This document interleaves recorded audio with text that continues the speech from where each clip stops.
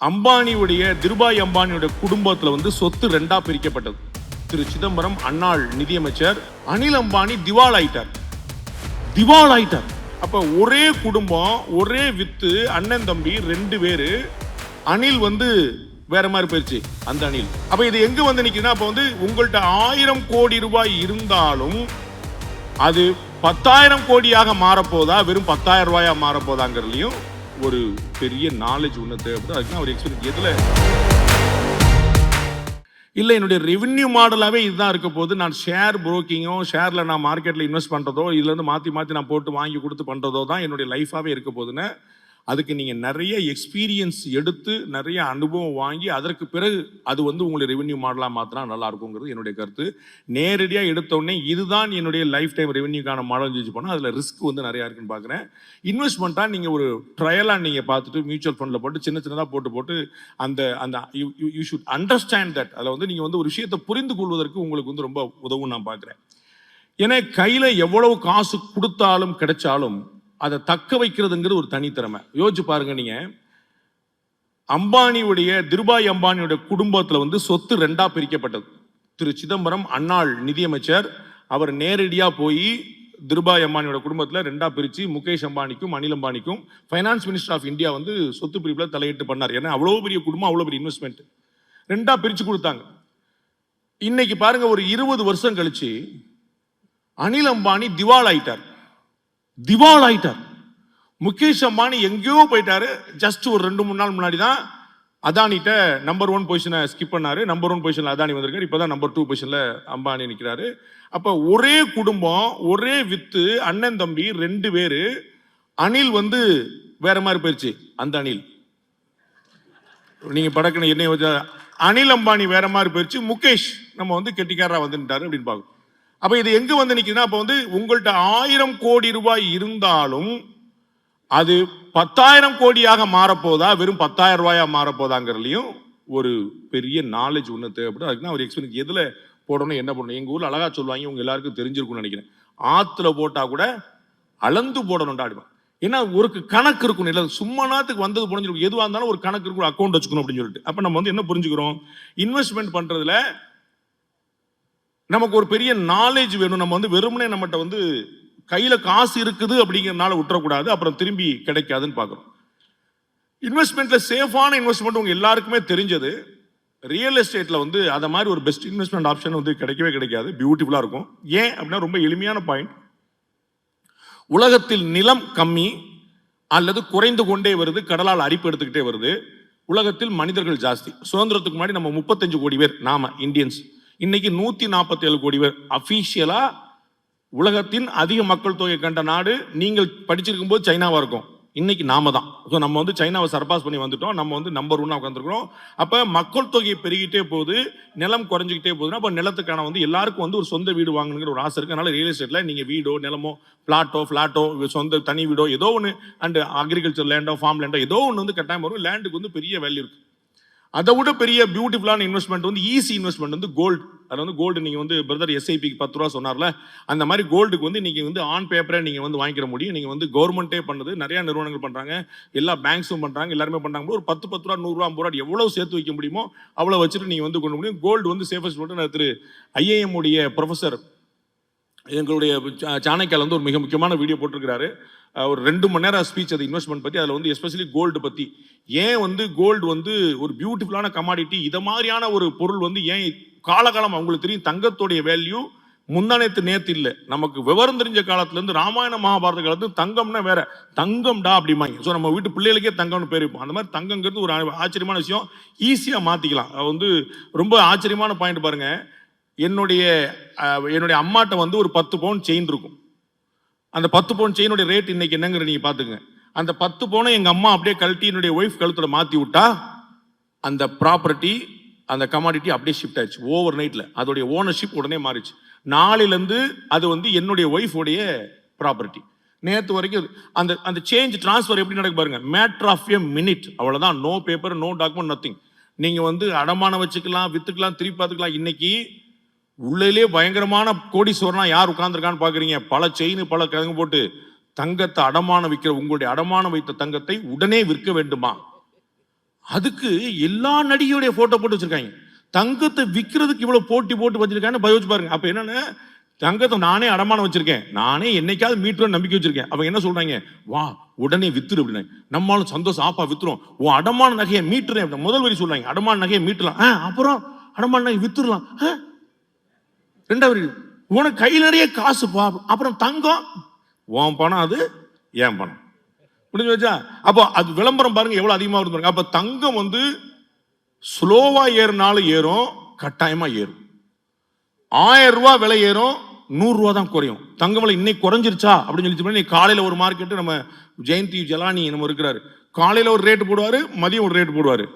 நீங்க வந்து காலையில 500 ரூபாய் உயர்வு, மதியம் 300 ரூபாய் குறையணும். 300 ரூபாய் குறைஞ்சிச்சா, 500 ரூபாய் ஏறினால தான் 300 ரூபாய் குறைஞ்சிருக்கு. அப்படின்னு பார்த்தா 200 ரூபாய் கூட்டிதான் இருக்கு. அப்ப கூட்டிகிட்டே போகல எந்த செகண்ட் கிடையாது. தங்கம் வந்து ஒரு பியூட்டிஃபுல்லான விஷயம்.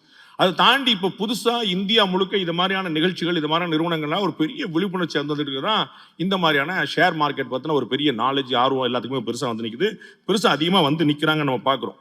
எனக்கு தெரிஞ்சு ஒரு நண்பர் இருக்கிறார், எங்களுடைய க்ளோஸ் அசோசியேட்டா இருக்கிறார், சாணக்கியாவோட சேர்ந்து ஒரு ட்ரஸ்ட் ரன் பண்ணிட்டு இருக்காரு. I don't want to name here. அது வந்து ஒரு அவங்களுக்கான ஒரு ப்ரொஜெக்ஷனா நீங்க கருதக்கூடாது அப்படிங்கிறதுக்காக. ரொம்ப தரையிலிருந்து வந்தவர், ரொம்ப சாதாரணமா ஏழை குடும்பத்துல இருந்து வட சென்னையில ஒரு சேரி பகுதியிலிருந்து வந்தவர். இந்த மார்க்கெட்ல இறங்கி ஷேர்னா என்னன்னு வந்து அக்கு வேறு ஆணி வேற பிரிச்சு பார்த்து அடிச்சு நம்பர் 1 புரோக்கரா மாறி வந்து அவர் வந்து எனக்கு புது கிளையன்ட்ஸ் வேண்டாம்ன்றார். நீங்க வந்து நாளைக்கு வந்து சார் என்கிட்ட ஒரு 100 கோடி ரூபா இருக்கு, நீங்க எனக்கு இன்வெஸ்ட்மெண்ட் பிளானரா நீங்க இருங்கன்னா, வேண்டாம் சார் முடியாது சார், டைம் இல்லை சார். அந்த ரேஞ்சில் போய் வந்து பெரிய லெவல் சம்பாதிச்சிருக்காரு. அவரே பயங்கரமா சம்பாதிச்சிருக்காரு. Just imagine. அவர் நம்ம கூட அசோசியேட் ஆகி சில ட்ரஸ்ட் மூலமா நல்லது பண்ணிட்டு இருக்கோம். அப்போ வந்து இதுல எவ்வளவு சம்பாதிக்க முடியும். ரொம்ப சின்ன டீம் தான் வச்சிருக்காரு. மொத்தமே ஒரு 5-6 பேர், ஒரு 500 பேர் உட்காந்துருப்பாங்க. நம்ம வந்து பழைய படத்துல எல்லாம் பார்ப்போம்ல, இந்த ஷேர் மார்க்கெட் பார்த்தா ஒரு 1000 பேர் உட்காந்துருப்பாங்க, டக்குனு பிஸியா இருப்பாங்க. நம்ம இவ்வளவு ரொம்ப கூலா கம்போஸா சாதாரண மொத்தமே இந்த ஆஃபீஸ்ல 5 பேர் தான் உட்காந்துருக்காங்க. அதோட டேர்ன் ஓவர் வந்து அன்இமேஜினபிளா இருக்கு. அவர்கள் வரக்கூடியவங்க எல்லாம் வந்து இவர் கொடுக்கக்கூடிய இவர் வந்து எவ்வளவு ப்ராஃபிட் பண்ணி தராருங்கிற பொறுத்து அவங்க அந்த கமிஷனை போக எக்ஸ்ட்ரா தந்துட்டு இருக்காங்க. அதை வச்சு தான் அவர் வந்து இந்த ட்ரஸ்ட்லாம் எடுக்காரு. அந்த மாதிரி சம்பாதிக்க முடியும் அப்படிங்கிறது தான் இதுல இருக்கக்கூடிய பெரிய ஃபேஷனேட்டிங்கான பாயிண்ட். திரை உலகம் ஒரு சில நட்சத்திரங்களை தான் உருவாக்குகிறது, ஆனால் எல்லா மின்மணி பூச்சிகளும் நாமும் நட்சத்திரமாக மாற வேண்டும் என்று துடிக்கின்றன. அந்த த்ரில் வந்து அதுல தான், நாமளும் ஒரு நாள் நட்சத்திரம் ஆவோம் அப்படிங்கிறது. அப்போ வந்து அது ரொம்ப நம்மளை நகர்த்திக்கிட்டே போகுதுங்கிற பார்ப்போம். அந்த அந்த நட்சத்திரத்தை பார்க்கறதா நமக்கு வந்து ஒரு நாள் ரீச் ஆகணும் அப்படிங்கிறது கொண்டு போயிட்டு இருக்கு. அதுல எவ்வளவு நாள் சம்பாதிக்க முடியுங்கிற ரொம்ப முக்கியமான விஷயம். இதுல வந்து நானா புரிஞ்சுக்கிட்டது இன்வெஸ்ட்மெண்ட் வந்து எப்படி பண்ணலாம் அப்படின்னு யோசிச்சுக்கிட்டேன்னா, நீங்க எல்லாம் மாஸ்டர்ஸ், நான் வந்து சும்மா என்னுடைய புரிதலை மட்டும் சொல்லிட்டு, லாங் டேர்மா நம்ம வந்து நமக்கு வருமானம் வந்தா போதும் அப்படின்னு இந்த டாடா மாதிரியான நிறுவனங்கள் இருக்கு. நிதானமா மெதுவா அமைதியா அப்படி போயிட்டே இருக்குது. போறாங்க ஜாக்வார் கம்பெனியை வாங்குறாங்க, ஏர் இந்தியா வாங்குறாங்க. ஒரு அங்கங்க ஆக்சிடென்ட் ஆகி படக்குன்னு ஃபிளைட்லாம் விழுந்தா கூட எந்திரிச்சு போய் வராங்க, சமாளிச்சு போயிட்டு இருக்காங்க. லாங் டேர்மா போயிட்டு இருக்காங்க. அப்படி போட்டு அப்படி காசு எடுக்கணும் அப்படின்னா அதானிட்ட போனா வந்து கிடைச்சிடும். அப்படி போனா அப்படி இப்படி ஒரு படத்துல சொல்லுவாங்கல்ல, வக்கீல் இப்படி போட்டு இப்படி கேஸ் முடிச்சிடலாம், அப்படி போனா அங்க போய் நிக்கிறாங்க. இல்ல அம்பானி மாதிரி பாத்தீங்கன்னா 2-3 கவர்மெண்டா, நீங்க எல்லாருமே அதானி சொல்லுவாங்க, இந்த கவர்மெண்டால ஆதாயம் அடைந்தவர்னு திரு ராகுல் காந்தி அவர்கள் தொடர்ந்து விமர்சனம் பண்ணிட்டே இருப்பாரு. அதானி தான் அவங்களுடைய ஃப்ரெண்ட்ஸ் அப்படின்னு சொல்லிட்டே வருவார். இந்த கவர்மெண்டால ஆதாயம் அடைந்தது அதானினா, முந்தின கவர்மெண்டால ஆதாயம் அடைந்தது அம்பானி. அது எல்லாருக்குமே தெரியும். ராஜீவ் காந்தியோட ஃப்ரெண்ட்ஸா இருந்தாங்க, எல்லாருமே போனாங்க, நிறைய விஷயங்கள்லாம் பண்ணாங்க. ஸோ நமக்கு வந்து இடையில ஒன்று வேணும்னா நம்ம வந்து அம்மாண்ட போல இந்த மாதிரி வந்து வேற 3 டேமா வந்து பார்த்துட்டு long term, short term, middle அப்படின்னு சொல்லி நிறைய ட்ரை பண்ணாங்க. இது மாதிரி கம்பெனியில் பார்க்க வேண்டியது. இன்னொரு முக்கியமான விஷயம் நான் என்ன தெரிஞ்சுக்கிட்டேன்னா, செய்திகளை நீங்க நிறைய தெரிஞ்சுக்கிறது உங்களுடைய இன்வெஸ்ட்மெண்ட் பிளானை வந்து ரொம்ப சரியா வைக்கிறது வரும். நியூஸ் வந்து அது எனக்கே ரொம்ப ரீசெண்டாக தெரிஞ்சு, நான் வந்து இவங்க என்கிட்ட டேட்டு கேட்ட நாள்ல இருந்து கொஞ்சம் அப்படியே இதில் ஒர்க் பண்ண ஆரம்பிச்சேன். என்னென்ன நடக்குதுன்னு பார்த்தா செய்தி வந்து ஒரு மேஜர் ரோல் பிளே பண்ணுது. அவர் பிரதர் சொன்னார் பாருங்க, நான் நியூஸ்ல எவ்வளவு கொடுத்துருக்கேன் அப்படின்னு. அவர் வந்து நியூஸ் சேனல்ல வர்றது போக, நியூஸ் சேனல் வர்றது ரொம்ப முக்கியமான விஷயமா இருக்கு. இப்போ உங்களுடைய மார்க்கெட்டை யார் தீர்மானிச்சுட்டு இருக்கான்னு நினைக்கிறீங்க? எங்களோட அண்ணன் டொனால்ட் ட்ரம்ப் தான். நம்முடைய மார்க்கெட்டை தீர்மானிக்கிற அவர் தான். அவர் எங்கேயும் உட்காந்து பிரதர் சொன்னார் பாருங்க, நைட்டு தூங்கி காலை கோவப்பட்டுறாரு, அவ்வளவுதான் ஹார்மோஸ் நீரினை முடக்கிட்டே அப்படின்னு சொல்றாரு. அவ்வளவு ஒரே பஞ்சாயத்து இருக்கு. அவர் ஒரு ரூம் கதவை மூடுனா நமக்கு இங்கே கேஸ் இல்லைன்றாங்க. அப்ப எவ்வளவு யோசிச்சு பாருங்க. அப்ப உடனே கேஸ் கம்பெனிகள்லாம் வந்து தடுமாறுது. வேற ஏதாவது சமாளிச்சாலும் பார்த்து ரஷ்யால வாங்கிட்டோமான்னு பார்த்து ஒரு பெரிய சேலஞ்சிங்கான விஷயமா போயிட்டு இருக்கு. ருபி வேல்யூ வந்து டிராஸ்டிக்கா குறைஞ்சிட்டு இருக்கு. இது வந்து மார்க்கெட் பாத்தீங்கன்னா ரொம்ப கன்ஃபியூசிங்கா இருக்கு. அது வந்து சினிமாக்கள்ல வர்ற மாதிரி அதுல வேணும் மேல ஒரு சீனு, கீழே ஒரு சீனு, இந்த ரெண்டையும் கனெக்ட் பண்றதுக்கு பார்த்தா நடுவில் ஒரு சீன் ஓடிடும். அந்த மாதிரி வந்து நியூஸை நீங்க ஃபுல்லா பார்த்துட்டு மார்க்கெட்டை நீங்க வந்து ரிசல்ட் பார்த்தீங்கன்னா ரெண்டுக்கும் நடுவில் ஒரு கனெக்டிங் பாயிண்ட் இருக்குங்கிற புரிஞ்சுக்கலாம். அப்போ வந்து நியூஸ்னா செய்தியில நடக்கிற சம்பவங்கள், அந்த சம்பவங்கள் பெரிய அளவுல வந்து ஒரு வரலாற்றை மாற்றுது. உங்களுக்கு ஞாபகம் இருக்கும், தேர்தல் அன்னைக்கு பாத்தீங்கன்னா ரிசல்ட் வரும்போது அகில இந்திய அளவில், தமிழ்நாட்டு ரிசல்ட்டுக்கு ஒன்றும் சம்பந்தம் கிடையாது, ஆல் இந்தியா லெவலில் நீங்கள் வந்து பார்லிமெண்ட் எலெக்ஷன் வந்துச்சுன்னா அன்னைக்கு நிஃப்டி இறங்கிருச்சு, சென்செக்ஸ் ஏறிச்சு. அதுனா அந்த ரிசல்ட் என்ன வருதோ அவ்வளோ பயங்கரமான ஃபிளக்சுவேஷன் இருக்கும். அதை வச்சு அதுலேயுமே பார்த்தீங்கன்னா மைனாரிட்டி கவர்மெண்ட்டா மெஜாரிட்டி கவர்மெண்ட்டா, பிஜேபி ஃபுல்லாக ஜெயிச்சதா பாதி ஜெயிச்சதாங்கிறத மார்க்கெட் மாறும். அதில் ஒரு ஸ்டெபிலிட்டி பற்றி யோசிக்கிறோம். அப்போ என்னென்ன விஷயங்கள்லாம் நீங்கள் பார்க்கணும். நீங்கள் கம்பெனியை மட்டும் பார்த்தா போதாது, நீங்கள் எடப்பாடி பழனிசாமியும் ஸ்டாலினையும் சேர்த்து பார்க்கணும். புரியுங்களா? அவங்க எடுக்கக்கூடிய ஒரு முடிவு வேற என்னத்தையும் மாத்தி விட்டு போயிடும். அப்ப எவ்வளவு பெரிய சிக்கல் பாருங்க.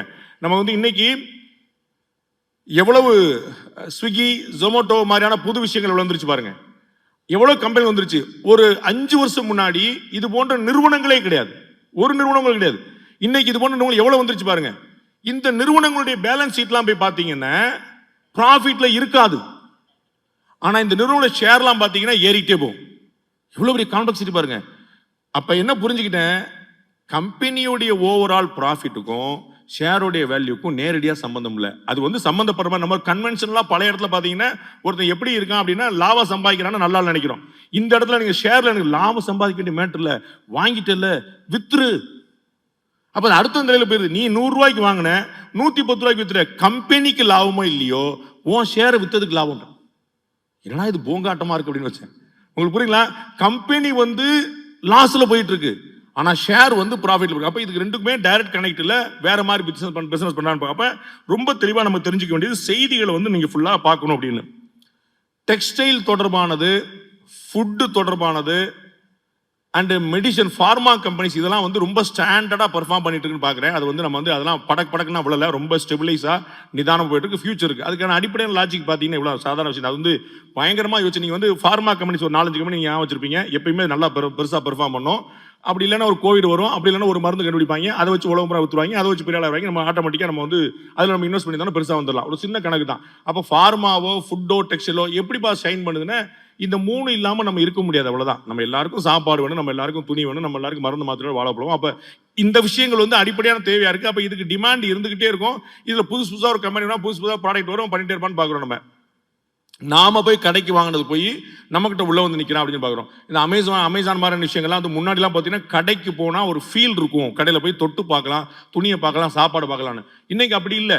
நம்ம வந்து ஃபுட் டெலிவரி ஆப்ல வந்து பார்த்துட்டு 4 இடங்கள்ல 4 விஷயம் எடுக்கும். அப்ப கம்ப்ளீட்டா வந்து மொத்தமா மாறிட்டு இருக்கு. அப்ப எது புது விஷயமா வருதோ, இந்த ஸ்டார்ட் அப் அப்படின்னு பாருங்க, ரத்தன் டாடா இருந்த வரைக்கும் பாத்தீங்கன்னா நிறைய ஸ்டார்ட் அப்ஸ்ல வந்து இன்வெஸ்ட் பண்ணிட்டே இருந்தார். ஏன்னா புது விஷயங்கள் தான் இன்னைக்கு வருது. பிரதர் சொன்னார்ல, 22-25 வயசு பையன் வந்து என்கிட்ட 500 கோடி ரூபாய்க்கான ப்ராஜெக்ட் இருக்கு, 600 கோடி ரூபாய்க்கான ப்ராஜெக்ட் இருக்குன்னா அது வந்து நமக்கு கேட்கறதுக்கு ரொம்ப காமெடியா இருக்கும், சாத்தியமான. ஆனா நம்ப மாட்டீங்க, இந்த அரங்கத்தில் இருப்பவர்களுடைய சரி பாதி சராசரி வயது கொண்ட 25 வயது இருக்கிறவங்க வந்து பல 1000 கோடிக்கான அதிபதிகளாக நிறுவனங்களா இருக்கக்கூடிய சிஓங்களா இருக்கிறாங்க. அந்த அளவுக்கு இருக்காங்க. அப்ப இன்னைக்கு வந்து வயசுங்கிறது ஒரு மைனஸ் பாயிண்ட் கிடையாது.